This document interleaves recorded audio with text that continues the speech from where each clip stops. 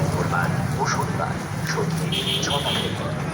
এছাড়াও সপ্তাহে 2 থেকে 3 দিন রোগ দেখতে বসছেন ডাক্তার বিশ্বাস ও ঢাকা আরজিকর মেডিকেল কলেজের ডাক্তার ডাক্তার দীপু বিশ্বাসকে দেখাতে ফোনে যোগাযোগ করে আসুন।